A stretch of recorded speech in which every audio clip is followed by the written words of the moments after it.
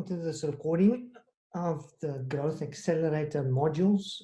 We'll be reviewing each one of the modules. In this session, we'll be reviewing culture analysis, and specifically a presentation that's been added to the module to illustrate to you the importance of linking various elements within the company to each other in order to achieve maximum execution of strategy, but also maximum alignment of culture ultimately. If we look at the way that the linkages form, culture is not the starting point. The starting point would be what the company's vision is. So what is the company's objectives and visions, and how is this clarified in such a way that it energizes the company's people.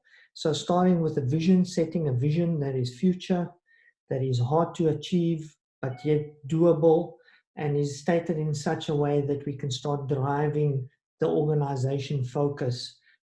The next step that would form the very fabric of our why. The next step would be the company's mission. So taking the next level and translating the vision into tangible aspects and how they can be achieved. So that means getting a little bit more detailed about what we are trying to achieve and how. That is the how.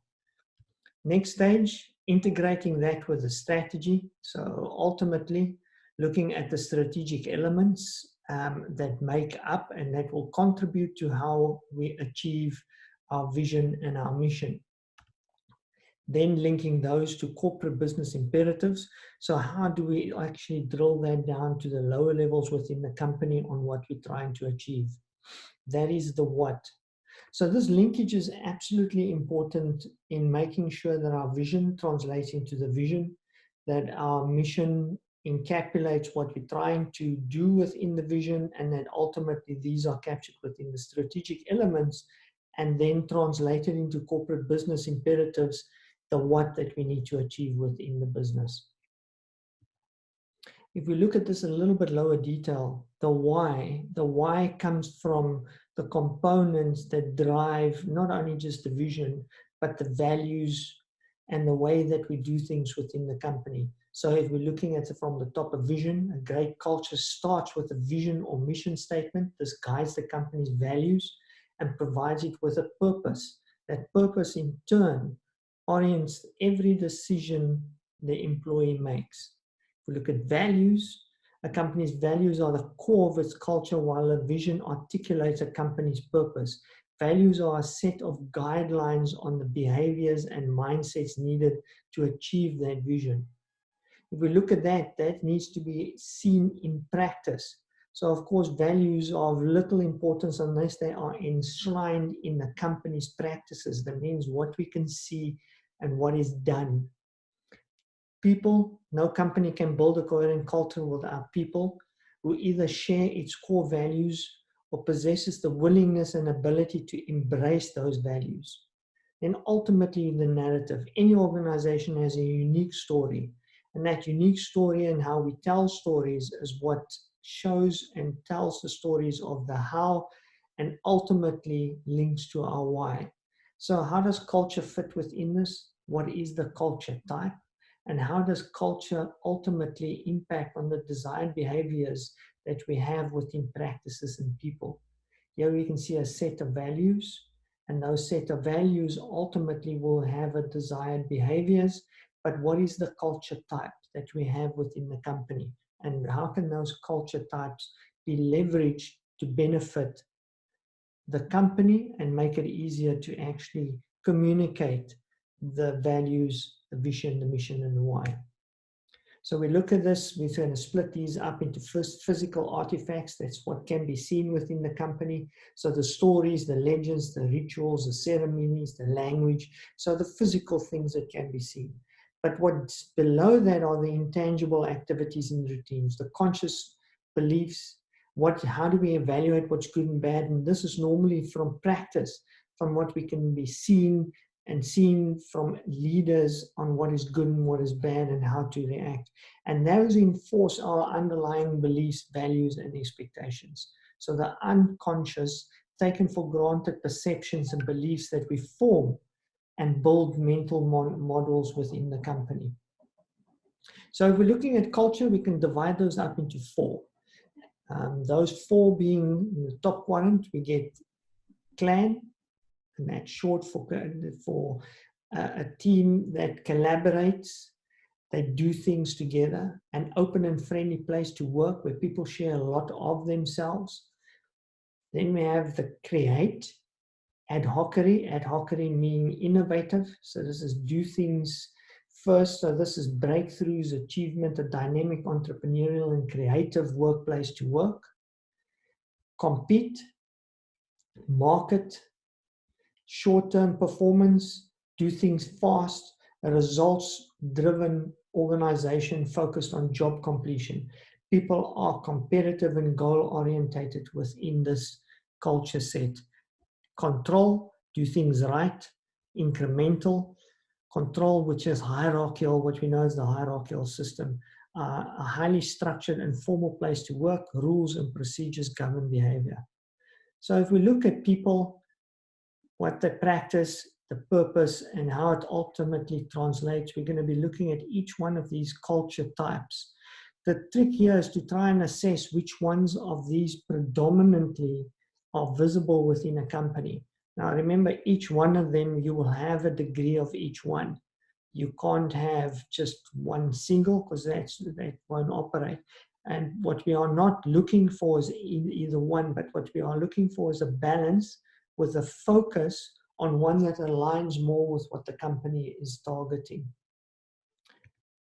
If we look at specifically how these culture types link to strategy implementation, you can see that if we rank them from most effective to least, clan contributes the highest. So the different culture types have been found to have a high level of correlation to strategic execution, with clan being the strongest and the hierarchy being the weakest. And again, I said you can't have either one of, but you need a balance with a specific focus depending on which company. If it's the results that they are trying to achieve, then I would say they would have a skew towards market. If overall control, then they would skew towards hierarchy, but they will have elements of clan and innovation within it. So each of the culture types can be tested on lower level characteristics that, depending on the weight each assigned, indicates dominant culture type, as can be seen in the survey. So we will provide you in the next sessions with 2 surveys that allows you to test both the management level and the organizational level to give us a view, ultimately, of what that culture looks like. So if we look at this color within the red, you can see if that is the current, the now, we can see that it's predominantly skewed towards hierarchy with a higher level of innovation, lower levels of clan, and medium to market.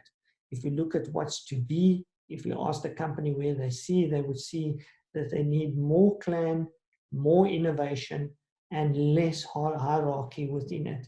And this can be obtained from the surveys that we'll give you in the next session. The survey will both capture what the now and what the preferred is, both on management and organizational level. And once these are captured, we'll be able to then decide what we need to do more or less of. So less of hierarchy, in this case, remember we said we want less hierarchy. Less hierarchy would mean less of, I interpret and simplify complex information so that it makes sense to others and can be shared throughout the organization. Hierarchy, this drill down of information. I assure that regular reports and assessments occur in my unit, much more followed in hierarchy down with his unit. What could we want more in clan? I communicate supportive way when people in my unit share their problems. When leading a group, I ensure collaboration and positive conflict resolution. So we want more of this behavior.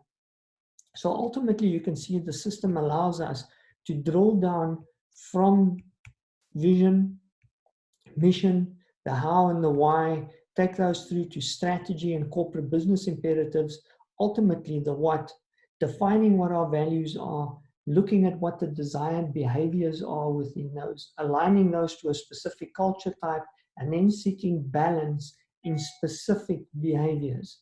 So translating culture into an actual physical, tangible behavior that we can then do more and less of.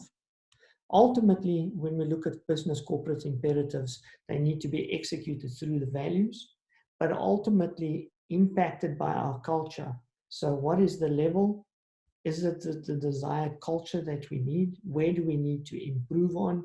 Where do we need to shift on if we want more market and less land, or more market and less innovation? What are those behaviors we need to change?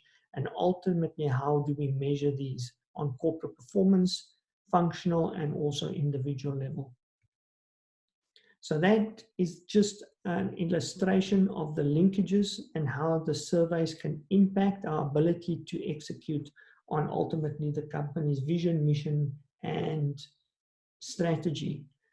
In short, we will clarify values in the exercises to follow, create linkages between behaviors and values, reinforce vision, connect how it leads to success, empower behavior, align the organization and remove the barriers, align conversations, align from top to middle management, target effort, focus execution on high impact initiatives, emphasize success, so reward living the values. And that forms the create model on how to execute our culture alignment activities.